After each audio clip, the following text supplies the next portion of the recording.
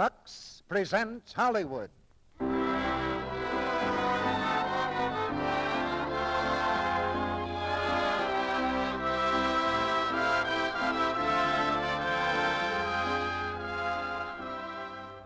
Lux Radio Theater brings you Claudette Colbert and Don Amici in The Shop Around the Corner. Ladies and gentlemen, your producer, Mr. Cecil B. DeMille.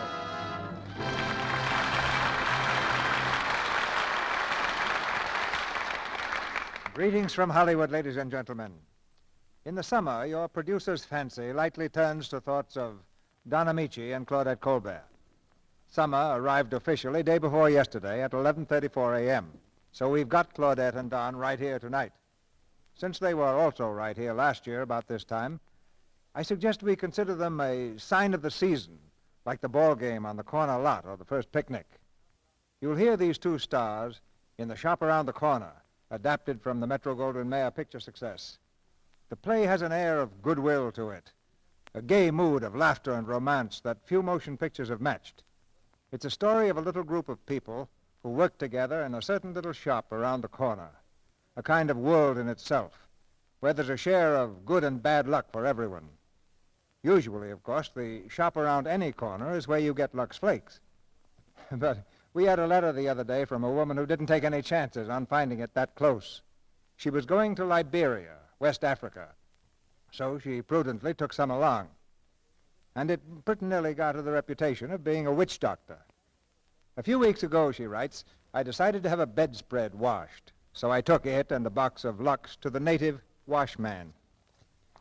When he saw me put the Lux Flakes in the water and just swish them around, you should have seen his face.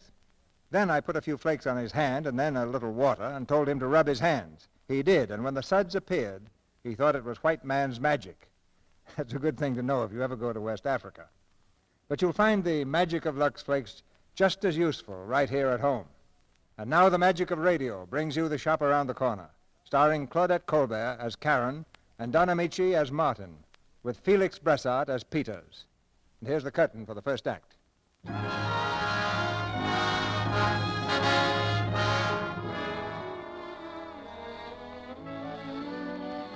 The firm of Matuchek and Company, Novelties and Leather Goods, has been doing business in the same location for 35 years.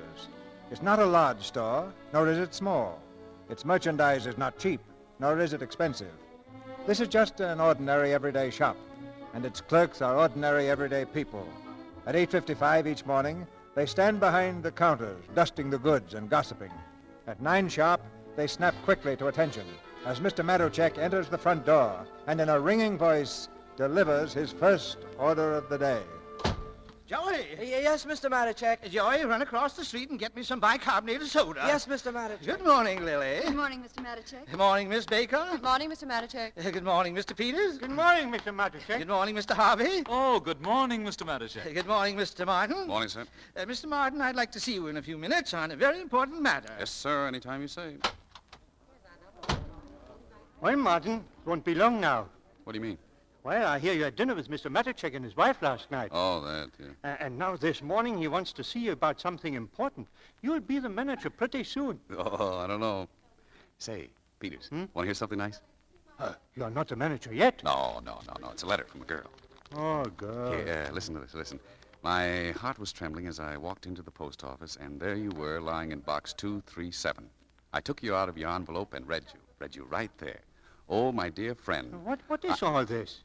Well, you see, I was looking through the ads in the Sunday paper, and I ran across one that said, here, I'll show you. See? A modern girl wishes to correspond on cultural subjects anonymously with intelligent, sympathetic young man. That's me. Address, dear friend, box 237. I know those ads. The papers are full of them. How long has this been going on? Well, we've exchanged 4 letters.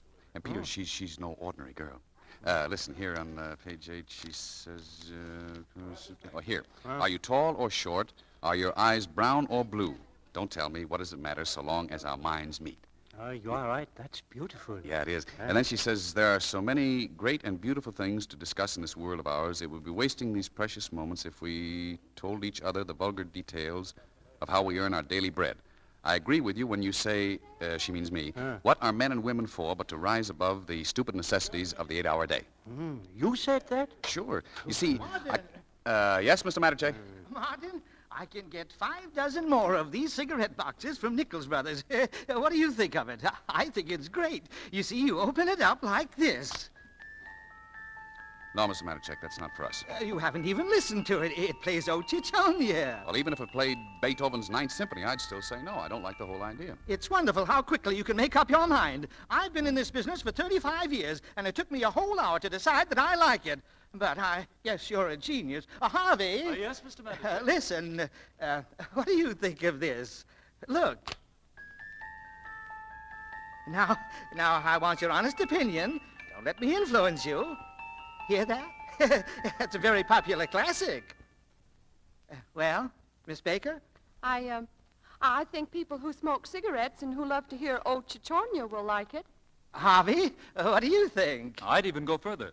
I think it'll make music lovers out of cigarette smokers and cigarette smokers out of music lovers. I think it's sensational. Well, Mr. Martin? I still think it's terrible. Give me one reason. All right. Let's say a man smokes 20 cigarettes a day. So he opens the box 20 times, and 20 times he has to listen to O Cicogna. And besides that, it's imitation leather and cheap glue. In 2 weeks, the whole thing will come apart, and all you have left is O Cicogna. I know it. I know it's an imitation leather. You don't have to tell me. You just sell things and let me do the buying. Excuse me, Mr. Matichek. Nichols Brothers are on the phone. I'll take it here. Yes, sir. Hello, Nichols? This is Matichek. Cancel the rest of those cigarette boxes. They're terrible.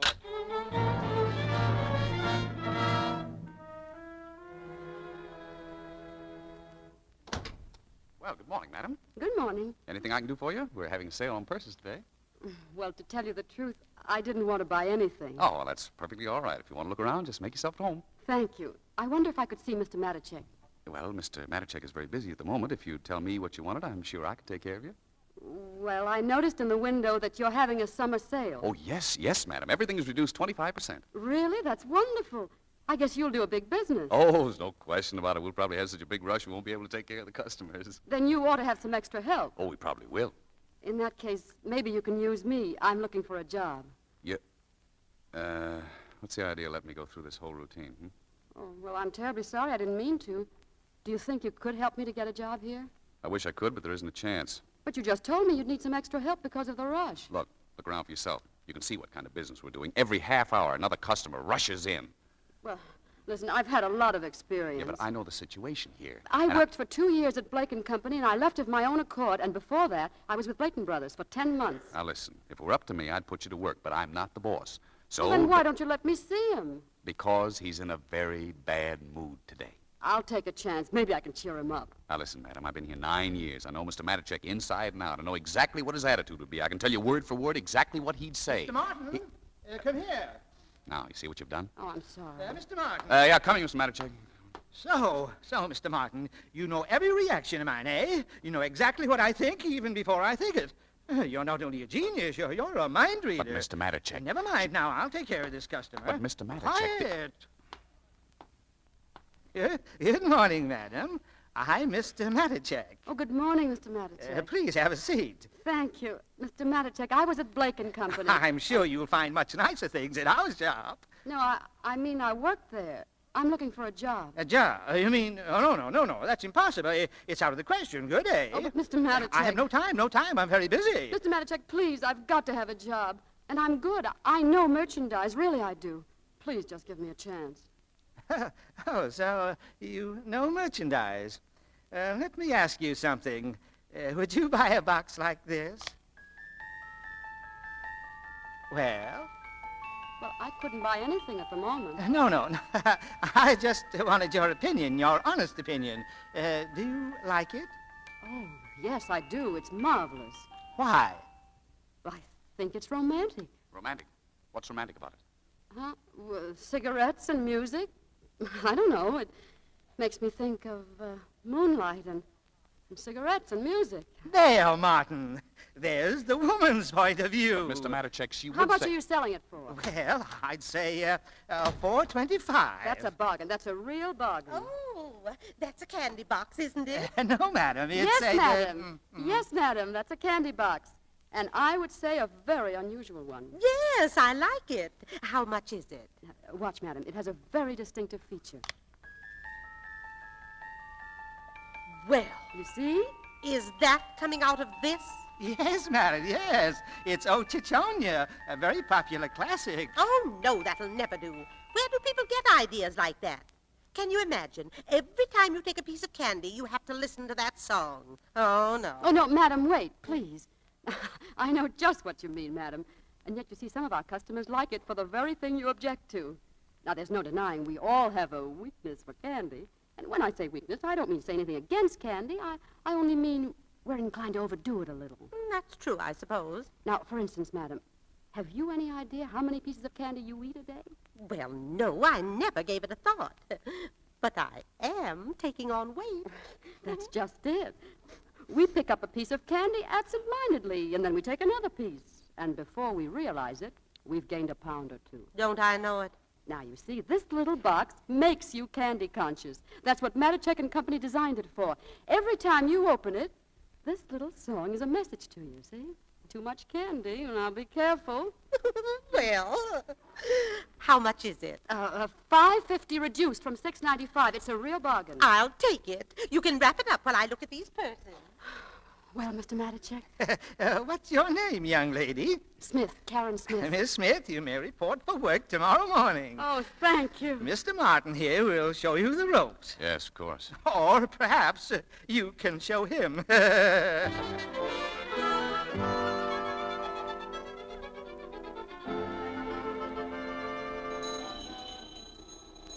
the needy, Christmas dinners for the needy.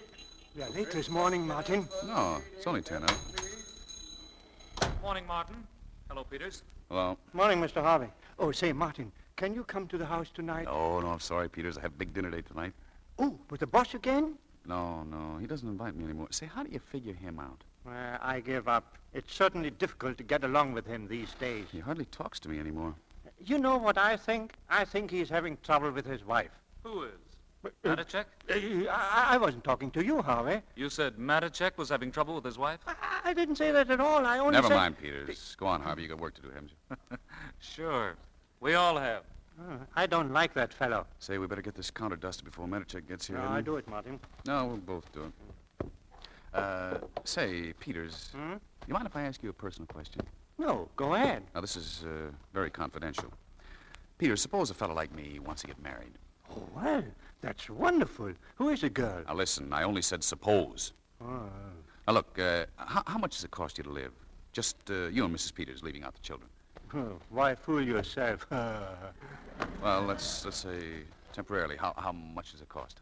Oh, it can be done, and very nicely. Naturally, you can't be extravagant. No. Well, suppose a fellow took a 3-room apartment, kitchen, living room, and bedroom. Where do you eat? In the kitchen. You get a nice big kitchen. Well, then where do you entertain? Entertain? What are you, an ambassador? Listen, if someone is really your friend, he comes after dinner. Good morning. Well, good morning, Miss Smith. Morning. Morning. Oh, Miss Smith. Yes, Mr. Martin? I noticed you wore a yellow blouse with light green dots yesterday. As usual, you're mistaken, Mr. Martin. It was a green blouse with light yellow dots, and everybody else thought it was very becoming. Now, listen. And I don't remember that I ever remarked about your neckties. And believe me, Mr. Martin, if you think I couldn't say anything about them, just ask Mr. Harvey. So please leave my blouse alone. It's none of your business. I'm sorry, but Mr. Matichek seems to think it is my business. Oh, yes, that's right. I'm working under you. Well, from now on, Mr. Martin, I'll telephone you every morning and describe just what I'm going to wear. And before I select my next season's wardrobe, my dressmaker will submit samples to you. Oh, imagine you dictating what I should wear. Now, you get this straight. I don't care what you wear. If you want to look like a pony in a circus, all right. But I have troubles of my own without your blouse coming between Mr. Matichek and me. Look, I sold as much goods yesterday as anybody in the place. $95 isn't bad for a rainy Friday 3 weeks before Christmas. Did you tell that to Mr. Matichek? I did. And what did he say? He said tell her not to come in that blouse anymore. Tell him I won't. I will. What was I just saying, Peters? About your girl. Who is she, Martin? Yeah.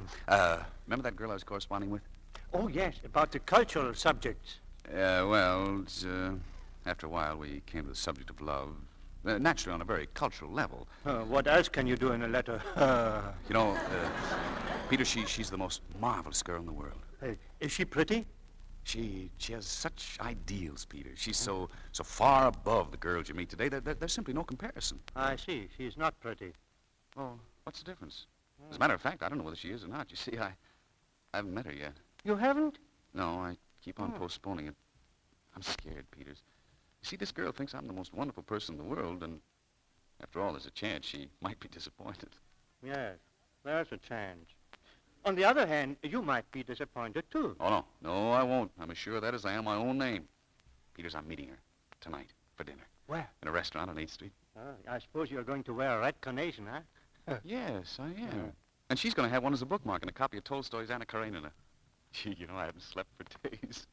What's her name? I don't even know that. I just call her dear friend or dear box 237. Oh, dear box 237. Oh, I'm sure she'll be beautiful. Well, not too beautiful. What chance would there be for a fellow like me?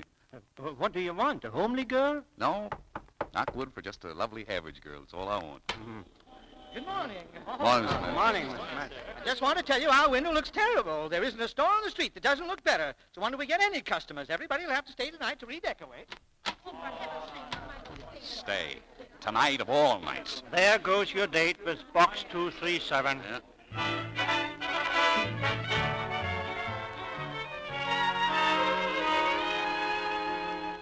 Hand me those belts, Joey, will you? Belong up here on the shelf. Okay. Say, Mr. Martin, do you think I have to work tonight, too? After all, I'm a child. No, you don't have to stay tonight. No kidding? I'll straighten it out with Mr. Manichek. Oh, gee, thanks. May I help you, Mr. Martin? No, thank you, Miss Smith. There's no trouble at all. I'd like to. Yesterday, I put all the imported bags on the shelf over there. Mm-hmm. Is that the way you wanted it, Mr. Martin? Yeah. Oh, I'm so glad you like it. If there's anything wrong, I'd appreciate it if you'd tell me. Since when are you so interested in my idea of what's right or wrong? Well, I like to please you, Mr. Martin. Now, after all, I'm working under you. You know, you don't have to keep harping on that. Oh, no, I don't mean it that way at all. Regardless of what I think of you personally, I believe that anybody who works with you and doesn't get a great deal out of it is just dumb. Just what do you mean, what you think of me personally? Well, since you asked, I'd say no matter what can be said against you, I think you're a gentleman. Well, I try to be. Mr. Martin, you don't realize what that means to a working girl. Oh, what a girl has to go through in some shops. Well, for instance, when I worked at Booton Brothers and Sons, well, the sons were all right, but the brothers, oh. And that's why I like it here. You see, when you say, Miss Smith, let's go in the stock room and put some belts on the shelf, you really want to put some belts on the shelf. And that's my idea of a gentleman. Well, I just don't believe in mixing belts of pleasure. You know, this is the first time you've shown a little sense. Maybe there's hope for you after all. Oh, thank you, Mr. Martin. Oh, I almost forgot. Would it be possible, Mr. Martin, do you think you could spare me tonight? Then maybe Mr. Matichek would let me off.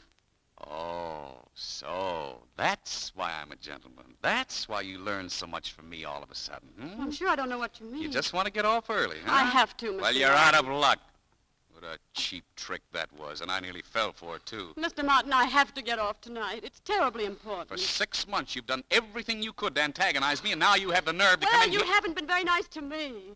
No matter what I do, it's wrong. If I wrap a package, it's not the right way. If I make a suggestion, and some of them are very good, you don't even listen. Everything has to be done exactly your way, and even then you don't like it. When I came into this place, I was full of life and enthusiasm, and, well, now I'm nothing. You've taken all my personality away. But let me tell you something. Any day now, I may be in a position where I won't have to work anymore. And, Mr. Martin, I'll really tell you then what I think of you. Mr. Martin, I don't like you. Karen, what's the matter? Oh, he won't let me off. And I've got to get away early tonight. I've just got to. I have a date. It's the most important thing that ever happened to me in all my life. I know. The boy you told me about. What was his name? That's what makes it so awful. I don't even know his name. I just call him Box 237.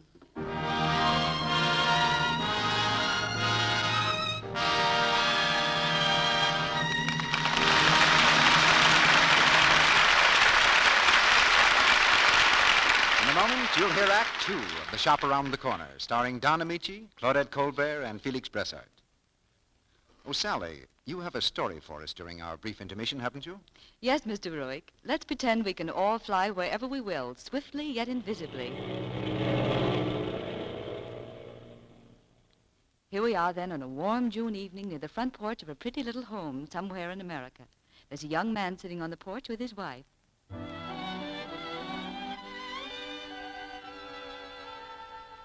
Gosh, you look swell tonight, Joni. And me, an old married woman. This dress, isn't it the one you wore that evening when... What evening, silly? Well, it was a pink dress anyway, like this one, and when I saw you in it, it took my breath away. And when you got it back? Why, then I begged for the job of buying your dresses all my life.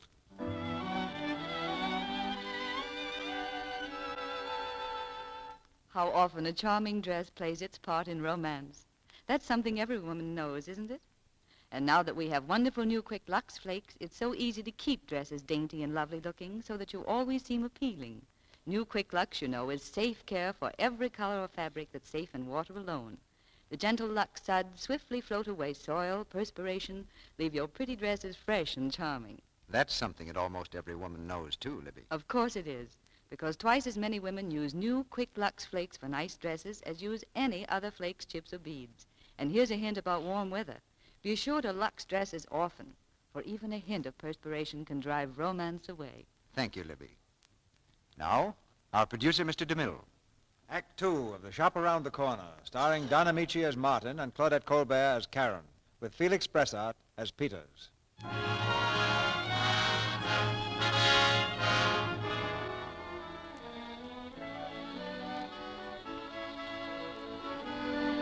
It's later the same day.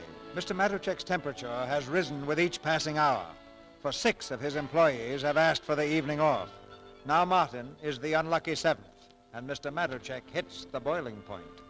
Do you mean that you want the evening off too, Martin? Well, yes, Mr. Matuszek. What is this? Does everybody want to leave? Once a year I asked you to stay here. Well, I'm sorry, Mr. Matuszek. If I'd only known yesterday, I could have... see. You want a special invitation. Next time I'll send you an engraved announcement. Mr. Matuszek, this is the first time in years that I've asked a favor. I think you're being unjust. I'm being unjust. Once a year I ask 7 ladies and gentlemen. 7, mind you, and next door, a shop twice as big as mine employs only 4. And, good afternoon, madam. Is there anything I can show you? Have you traveling bags for men? Oh, with a zipper? Oh, yes, madam, yes. We have every type of traveling bag in the zipper. Thank you so much. I'm just doing a little window shopping for my husband. He'll be here tomorrow. I'd be delighted to serve your husband. Thank you. Good afternoon. 7 ladies and gentlemen, I ask one day in a year to be so kind as to redecorate a window, and you have the nerve, Mr. Martin, the oldest employee in the place, who should set an example. You spoke to me like this yesterday. What did I do? The whole week you've treated me like this without any reason at all. Without any reason? Maybe I have more reason than you think. Well, it's obvious that you're not satisfied with me. You can draw your own conclusion. In that case, there's only one thing to do. Maybe we'd better call it a day. Maybe we'd better. Miss Baker will see that you get your check. Thank you. Mr. Matuszek, there's someone on your private phone. I'll take it in my office. Hello? Mr. Matuszek? Yes? This is the Kane Detective Agency. We have that information about your wife. Oh, well, don't tell me on the phone. Come over to my shop, please. What time, Mr. Matuszek? Come now, please. I'll be waiting. Mr. Peters. Yes, Mr. Matuszek? Tell everyone they may go home. We'll do the windows tomorrow.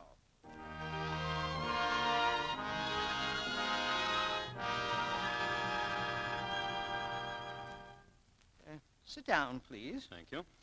Well, it's true about my wife? I'm afraid so, Mr. Matuszek. Now, here we have the complete record from our operatives, 2 of our most reliable men. Go on. Report on Mrs. Emma Matuszek. On December 6th, Mrs. Matuszek left her apartment at 8:45. She walked 2 blocks up to 10th Street. There, Mrs. Matuszek was joined by a young man. A young man? Yes, your suspicions were correct, Mr. Matuszek. The man was one of your own employees. I know. He's been to my house for dinner. He's been working for me almost 10 years. 10 years? That's funny. Our report says only 4. Martin has been here 10 years in January. Martin? But the young man your wife met is named Harvey. What's that? Francis W. Harvey, 464 Hill Street. Oh, then I see. Let me have that report, please. Yes, sir. 22 years we've been married. 22 years I was proud of my wife. Well, she didn't want to grow old with me. If you'll send me your bill, I'll take care of it immediately. Yes, Mr. Manichek. Good night. Good night.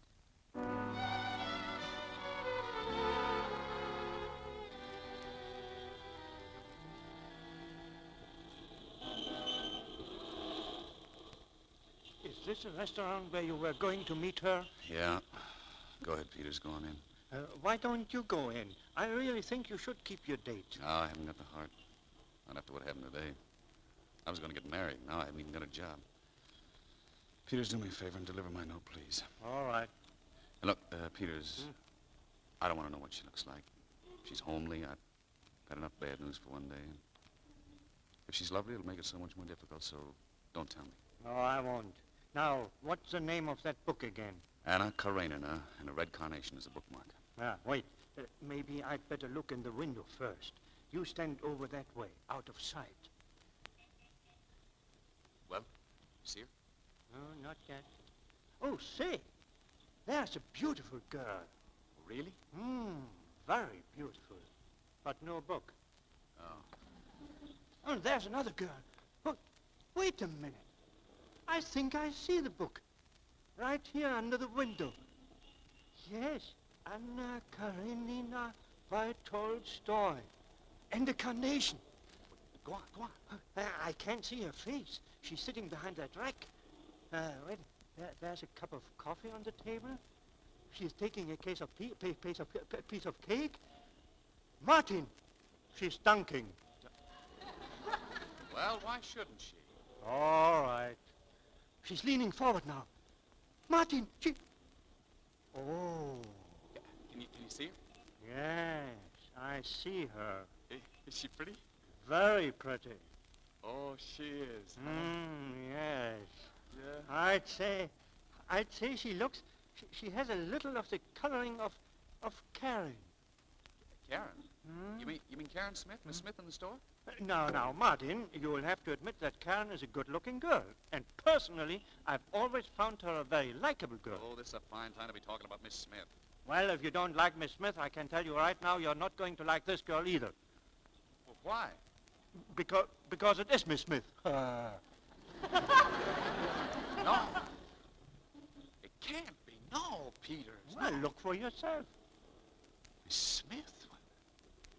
What? This is horrible.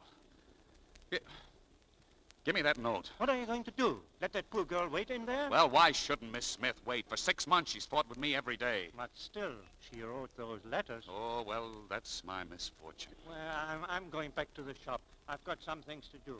Goodbye, Mark. Yeah, goodbye, Peters.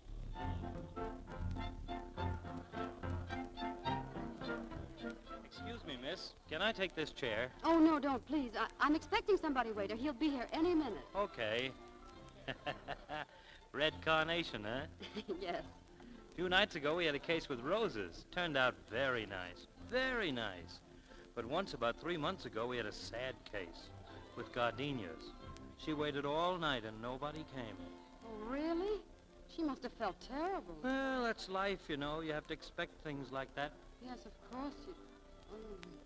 Waiter, isn't your clock a little fast? My watch says only 8:27. Oh, listen, you got nothing to worry about. A pretty girl like you, if he doesn't come, I'll put on a carnation myself. Hello, Miss Smith. Huh? Oh, good evening, Mr. Martin. What a coincidence. I had an appointment here. You, haven't seen Mr. Peters by any chance, have you? No, I haven't. Well, guess I'll wait. Do you mind if I sit down? Oh, yes, I do mind. Well, what's the matter? Oh, please, Mr. Martin, will you go to some other table? I have an appointment, too. Oh, really? Well, who are you meeting? Now, please don't be sarcastic. I realize you've had a bad day, Mr. Martin, and you probably feel very bitter.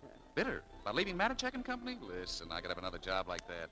Oh, well, in that case, there's no use wasting sympathy on you. Good night, Mr. Martin. Listen, you don't have to feel sorry for me. Mr. Martin, I said good night, please. Well, what are you so nervous about? I'm not nervous. Do I look nervous? I should say you do. Well, I'm not.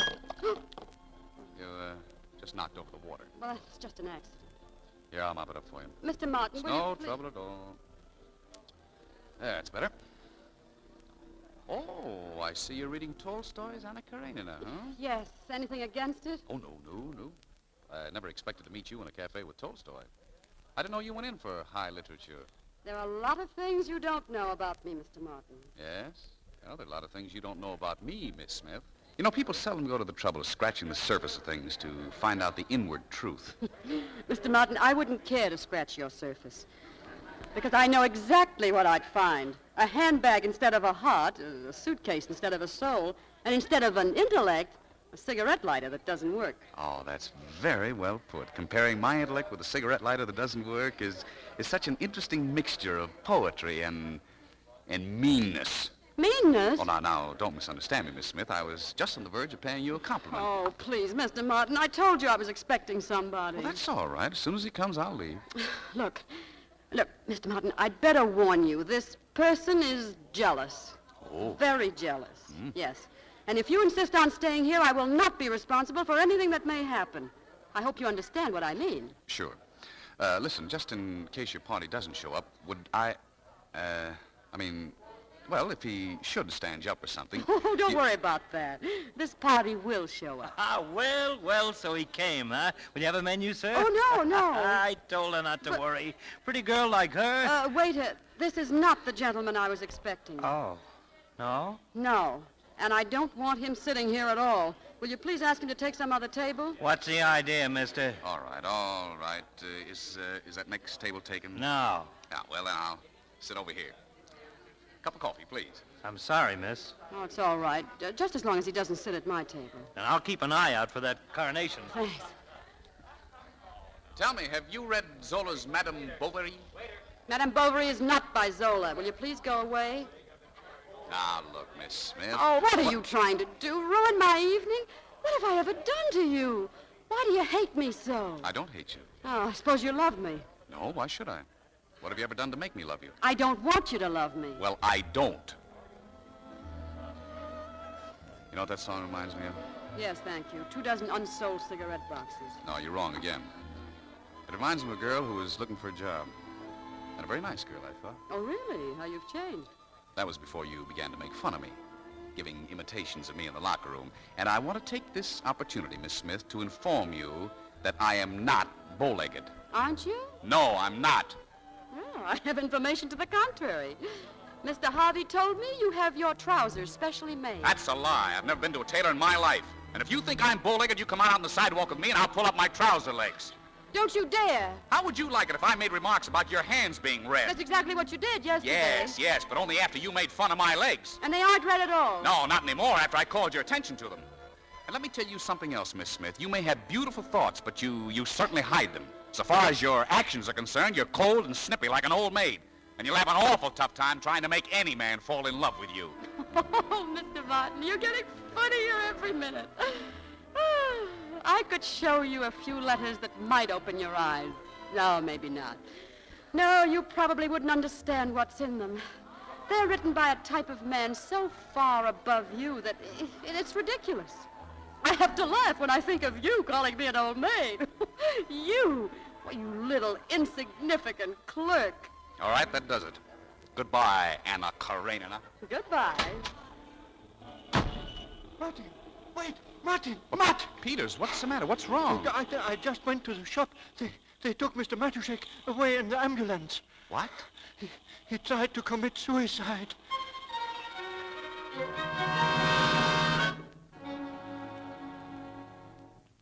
Mr. Matuszek, are you all right? I think I will be. Sit down, Martin. And I want to thank you for coming. Oh, no, as soon as I heard, Martin, do you remember when you were at my house for dinner the last time? I told you if things go well, I might take it easier. And maybe by Christmas, make you manager of the shop. Well, now I have to take it easier. Would you care to work for me again after... Mr. Matuszek, don't even think about it. That's all over. Is it possible that I ever distrusted you, Martin? I hated you. I couldn't stand your presence anymore. That's how far jealousy can drive a man. Jealousy? I don't know what you mean. When I first got that anonymous letter, I laughed at it. My wife having secret rendezvous with one of my employees. But you can't throw a letter like that away. It stays with you, every word. But how could you suspect me? I know now that it was Harvey. But you see, you were the only one from the shop who came to my home. You sent flowers to my wife. Well, I was only You don't have to tell me. But if this poison once gets into your mind, please try to understand. Sure, I understand. Martin, here are the keys to Matichek and Company. Thank you. What'll I do about Harvey? Harvey, I want him very quietly dismissed. Quietly dismissed. Yes, sir, I'll take care of it, Mr. Matichek.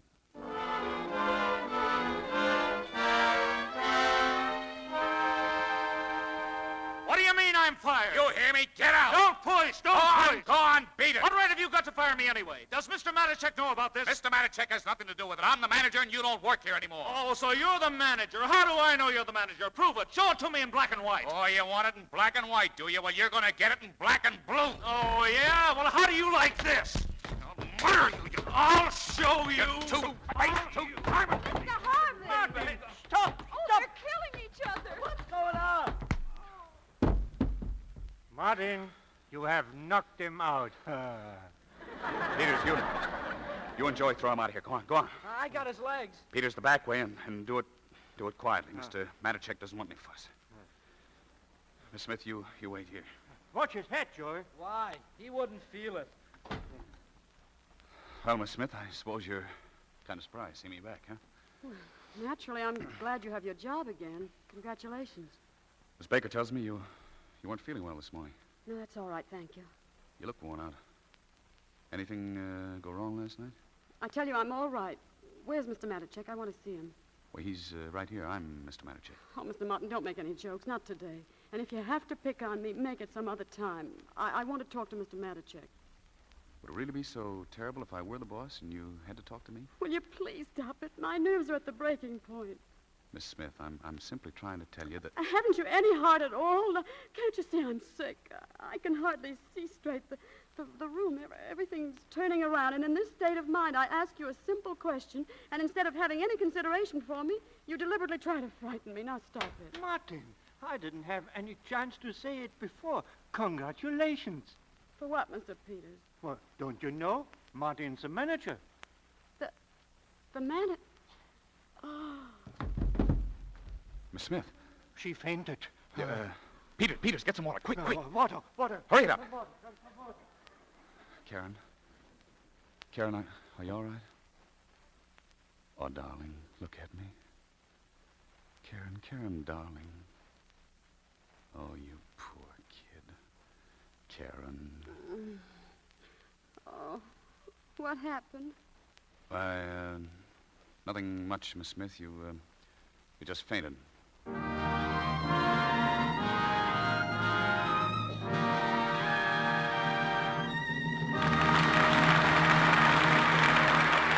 We pause now for station identification. This is the Columbia Broadcasting System.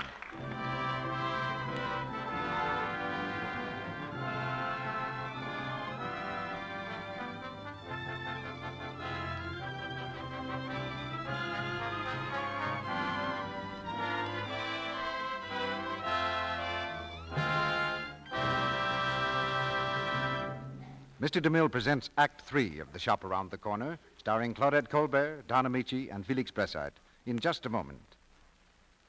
Now, I want to send a birthday message. Next Saturday, June 28th, is the big day, and I want to wish a very happy first birthday to Catherine, Clarence, and Richard George of Atlantic City, New Jersey. My goodness, Mr. Ruick, 3 birthdays all on the same day? You don't mean... I certainly do, Sally. They're triplets. Oh. 3 of the cutest, brightest babies you ever saw. But my, they were tiny when they were born. Why, one of them weighed only 2.5 pounds. Here's what their mother, Mrs. C.B. George, Jr., says about them. Will you read it, Sally? Mm-hmm. The triplets were such little mites they needed extra special care. For months they were wrapped in cotton wool. Their skins are so tender that I'm very careful about the way I wash their clothes, too. I use Lux Flakes for every single thing that touches them. Lux is so safe and gentle, I know it has nothing in it to irritate a baby's sensitive skin. That's something every mother can count on.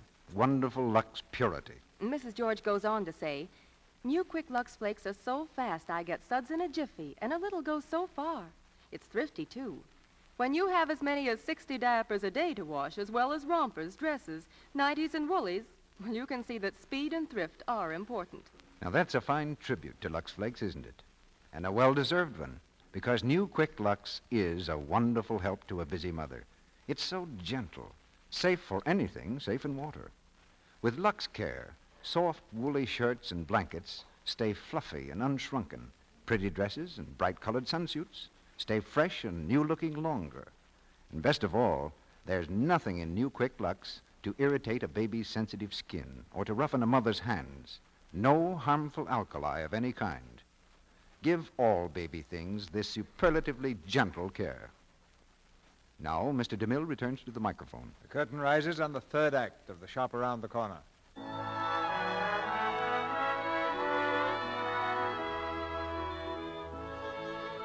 Karen Smith has had no further letters from her unknown admirer, Box 237. This misfortune, combined with Martin's appointment as manager, has proved too much for her. So she's taken to her bed with a bad case of nerves. Now she has a visitor, none other than Mr. Martin, alias Box 237. Good evening, Miss Smith. Good evening. I hope you'll forgive the intrusion. How are you? I'm all right. You know, Christmas is coming soon, and we'll all miss a good worker like you, so you better get well. You see, I feel sort of responsible for this whole thing. You? Oh, no, it wasn't your fault at all. No, there's a much bigger reason, unfortunately. Miss Smith, don't you think you ought to call a doctor? No, I don't need a doctor.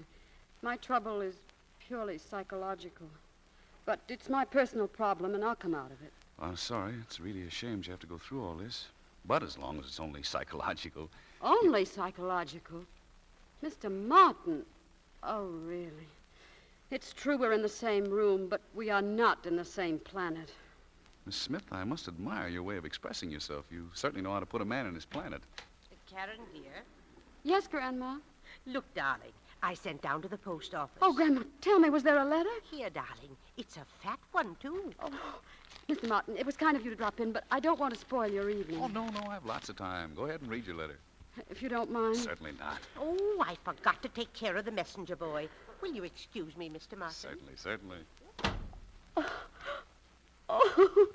Good news? Oh, very good news. Mr. Martin, I'm sure I'll be back to the shop tomorrow, and I can promise you I'll sell more goods than I ever sold before. Well, that's fine. My, it's amazing what one little letter can do. You know, if I weren't feeling so wonderful right now, I'd be pretty sore at you. At me? Why? You really spoiled my date last night. You see, this gentleman came to the cafe, looked into the window, saw us together, and he misunderstood. You mean he thought you and I were friends? He must have. Listen to this. Tell me and be frank. Who was that very attractive young man? He's just the type women fall for. Now, isn't that marvelous? Yes. I'm sorry I caused you so much trouble. Oh, no, I'll straighten that out. Let him be a little jealous. It won't hurt him. You know, he doesn't seem to be much of a man, though. He's afraid to come to a table because another man is there. Oh, he was not afraid. No? He's just tactful and sensitive. Oh. He's not the kind of man who would sit at a table uninvited. No. You see, it's difficult to explain a man like him to a man like you. Why, where you'd say black, he'd say white. Where you say ugly, he says beautiful. And where you'd say old maid, he says, wait here, listen. Eyes that sparkle with fire and mystery. Vivacious, fascinating. He says I make him think of gypsy music. Say, he's pretty smart. Oh, speaking of gypsy music, we're still having some difficulty selling those Ochichonia boxes, aren't we? Oh, that doesn't matter. Mr. Martin, consider one box definitely sold. I just got an inspiration. I'm going to give it to my friend for Christmas. Oh, no. No, don't do that. What? You're taking an awful chance. Look, why don't you give him a wallet? I know he'll be crazy about it. And we have those new imported pigskins. Oh, no, I'm not interested. Look, I'll make you a special price. No, I'm sorry. And another thing, a wallet is not only practical, it's romantic. On one side, he carries your last letter. On the other side, your picture. And when he opens it, he finds you, and that's all the music he wants. Well, Mr. Martin, you surprised me. That's very well expressed. Oh, yes, I must admit that's very nice. Well, thank you. No, just the same, he's going to get the cigarette box. Oh.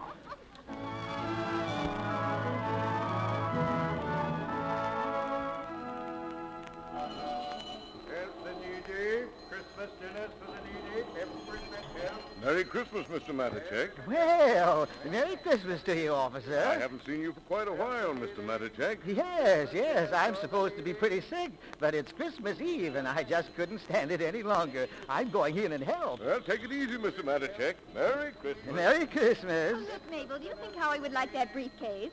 Oh, I don't know. Maybe. Pardon me. I can't see very well without my glasses. Can you tell me how much that briefcase is? $12.50. Only $12.50. Well, you certainly get exceptional values here.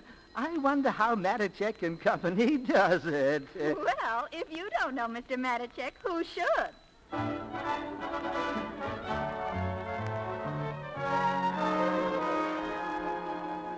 Ladies and gentlemen, my good friends, we have just had our biggest day since 1929. You should be very proud. And I want to thank you from the bottom of my heart. When I was in the hospital, I read your little note over and over. I'm glad to know you missed me and hoped I would come back home again. You're right. This is my home. And only too seldom one realizes that the people he works with are his real friends. Well, there's no Christmas without a bonus, am I right? Miss Baker will pass out your checks, and then I want you all to go home and have a very, very Merry Christmas.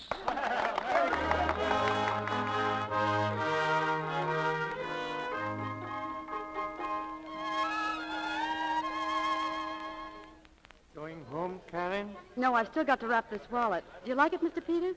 Oh, I think it's wonderful. Is this for that gentleman you told me about? Mm-hmm. I'm meeting him tonight for the first time. Isn't it exciting? Oh, yes, I think it might be. Well, Merry Christmas, Karen, and I hope everything turns out just as you wanted. Thank you. Merry Christmas, Mr. Peters. Merry Christmas, Martin. Merry Christmas to you, Peters. Well, Miss Smith, we're just about ready to close. Oh, I'm sorry. I'll be through here in a second. Oh, that's all right. There's no hurry. Oh, present for somebody? Mm-hmm. I followed your advice, after all. It's the wallet. Oh, fine. Oh, want to see something? Here, look at this. I bought it for a very special friend. Oh, a locket. Yeah, with stones in it. Right there, see? Oh, say, it's beautiful. I didn't know you had a girlfriend. Oh, no? No, I never even suspected. I guess you think it's pretty funny that a girl would like somebody like me. Oh, now, Mr. Martin, don't let's start all over again. It's Christmas, and I'd like to be friends with you. And besides, you're wrong. Do you mind if I tell you something? No, not at all. Well, when I started to work here, something very strange happened to me. I got psychologically mixed up. Oh, you don't say. Mm-hmm. I found myself looking at you again and again. I just couldn't take my eyes off you. Oh, really? Yeah, and all the time I was saying to myself, Karen Smith, what's the matter with you? This Martin's not a particularly attractive man. Oh. I hope you don't mind. Oh, no, not at all. And now comes the paradox. I caught myself falling for you. Fall? Oh, I can't believe that. Oh, yes, Mr. Martin. In those first few weeks, there were moments in the stockroom when you could have swept me off my feet. Well, now, I'm getting psychologically mixed up. Well, you see, I was a different girl then. I was very naive. Well, that's all forgotten now. Now, you go to your girlfriend and... by the way, is it serious? Oh, yes, very. We might both be engaged Monday morning. Yes, I think we will. I don't want you to misunderstand. In my case, I say it just might happen. Well, as a matter of fact, I can tell you it will happen. How do you know? Well, I might as well tell you, I guess. He came to see me. Who? Your fiancé. What? He came last night. You shouldn't have told him who I am. I spent a very uncomfortable hour. You see, he didn't believe it when you wrote him I meant nothing to you. I don't understand. That coming to see you, it doesn't sound like him at all. Oh, well, don't worry about it. I straightened everything out. In a little while, you'll be Mrs. Popkin. Mrs. Popkin? Yes, that's his name, isn't it? That's what he told me. Huh? Oh, yes. Yes, Popkin, that's right. Popkin. Yes. Oh, he's a nice fellow. I congratulate you. Oh, thank you. I think he's a very attractive man, don't you? Yes, for his type, I would say yes. Would you really classify him as a definite type? Oh, yeah. Oh, absolutely. And don't you try to change him. Don't you dare put him on a diet. Oh. Yeah. Would you call him fat? No, I wouldn't. But, well, that's a matter of opinion. Personally, I think that little stomach of his gives him a nice, homey quality. And that's what you want in a husband, isn't it? Oh, yes, that's what I want. Yes. Yeah, I thought so. And you're right, too. If I were a girl and I had to choose between a young good-for-nothing with lots of hair and a fine, solid, mature citizen, I think I'd pick Matthias Popkin every time. But don't you think he has a fine mind? Oh, didn't he impress you as being very witty? Well, he struck me as somewhat depressed. But it's unfair to judge a man when he's out of a job. Out of a job? Well, he never told me. He never took... Well, that shows how sensitive he is. But you have nothing to worry about. At least he feels you both can live very nicely on your salary. Did you tell him how much I make? Well, he's your fiancé, and he asked me. And let me tell you something else. Mentioning that bonus didn't do you any harm either. Oh, I can't believe it. I never dreamed he was materialistic. Why, if you read his letters, such ideals, such a lofty point of view, Oh, this is horrible. Oh, I'm sorry you feel this way. I hate to think I spoiled your Christmas. I built up such an illusion about him. I thought he was perfect. And I had to be the one to destroy it. Oh, that's all right. I really ought to thank you. Karen, if I'd known in the beginning how you really felt about me, things would have been different. We wouldn't have been fighting all the time. If we did, it wouldn't have been over handbags and suitcases, but something like, well, should your grandmother come and live with us or not? It's very sweet of you to try to cheer me up like this, but I think we'd better say good night. You have an engagement, and so have I, and we shouldn't be late. Good night. No, wait a minute, wait. You know what I wish would happen? When your bell rings at 8:30 tonight and you open the door, and instead of Popkin, I come in. Oh, please, you're only making it more difficult. And I'd say to you, Karen, darling. Oh, please don't. Dearest sweetheart, Karen. I can't stand it any longer. Please get your key. Open box 237. Take me out of my envelope and please kiss me. No, Mr. Martin, stop. You mustn't. Oh, what? What did you say? Oh! Dear friend, dear box 237. Oh, you a dear friend. Yes. Are you disappointed? Oh, no. Well, psychologically, I'm very confused, but personally, I don't feel bad at all. You wrote all those wonderful letters? Uh-huh. You like me? Oh, Karen, I love you. Oh, that night, the time you came to the restaurant, I was terribly rude to you, wasn't I? Oh, it was nothing at all. Yes, I was. Don't you remember why I called you bow-legged? Yeah. If I wanted to prove that I wasn't, I was going to go out in the street and pull up my trouser legs. Well, would you mind very much if I asked you to pull them up now? Well, certainly not. Do you see? Oh, darling. Oh, darling, isn't it a wonderful, wonderful Christmas?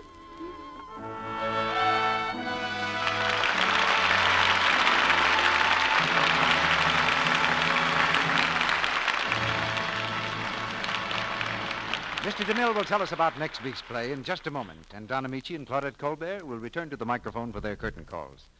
And now, I want to tell you about The Strange Case of the Woman with One Red Hand. Sounds like the title of a mystery story, doesn't it? Well, it's really a true story.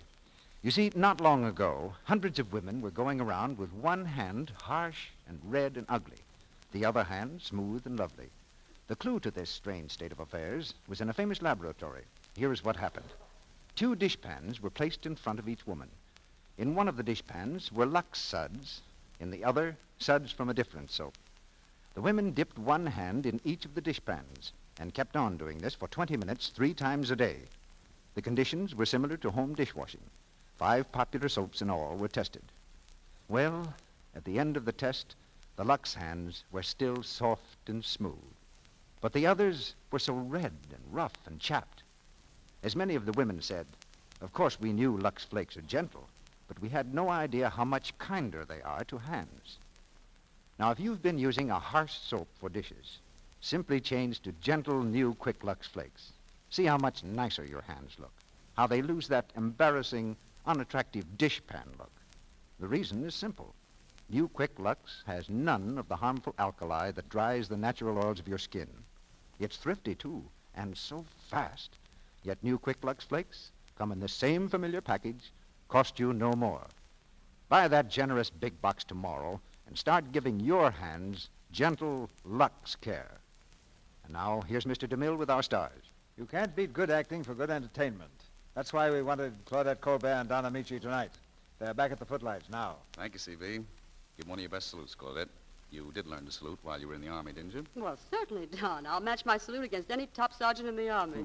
You know, C.B., Claudette was one of the gang from Hollywood that put on the show at the Army camps last week. Hollywood couldn't have had a more charming ambassador. What camps did you visit, Claudette? 2 camps just north of here, C.B. Camp Hunter Liggett and Fort Ord. How many did you have in the audience, Claudette? Oh, about 30,000 at Hunter Liggett and 20,000 at Fort Ord. Sounds as though Hollywood was a success with the Army, Claudette. And plans have been made to send entertainment to other camps, too. Well, C.B., I want to tell you that whole trip was one of the biggest thrills I've ever had. I want to do it again soon and often as the Army wants us. Yeah, and every actor in Hollywood is ready to help, Claudette. What have you got planned for Lux Radio Theater next week, C.B.? There'll be big doings around here next week, Don. And these 2 names will tell you what I mean. Cary Grant and Myrna Loy. They'll star in the play I Love You Again, adapted from Metro-Goldwyn-Mayer's recent comedy hit. And we promise you that with Cary and Myrna teamed as husband and wife, the pace never lets down. We'll also have Frank McHugh. So if you love a gay comedy, don't miss I Love You Again. Oh, C.B., that sounds wonderful. I'll be in the audience. Good night. Goodbye, C.B. No, not goodbye. Not goodbye. We'll just say, till we meet again, to you 2.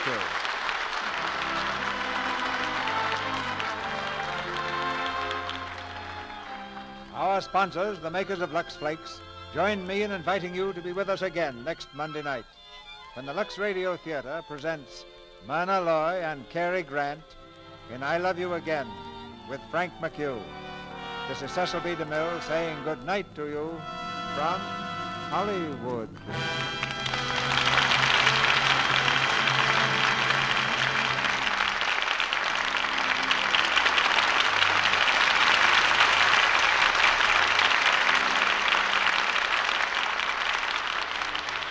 The United Service Organizations, the huge civilian army behind our Army and Navy, are conducting a drive that should have the backing of every loyal American. There is a USO headquarters in your community. They'll be glad to tell you how you can help in this great work. Claudette Colbert will soon be seen in the Paramount picture, Skylark. Don Amici has just finished making the Paramount picture, Kiss the Boys Goodbye. Felix Bressart will soon be seen in the Metro-Goldwyn-Mayer picture, Blossoms in the Dust. The part of Mattercheck was played tonight by Leo Cleary. Also included in tonight's play were Fred Mackay as Harvey, Ann Tobin as Lily, Bea Benaderet as Miss Baker, Charles Peck as Joey, Verna Felton as Shopper, and Lou Merrill, Arthur Q. Bryan, Ferdinand Munier, Jesse Arnold, and Bruce Payne. Our music is directed by Louis Silvers, and your announcer has been Melville Roick.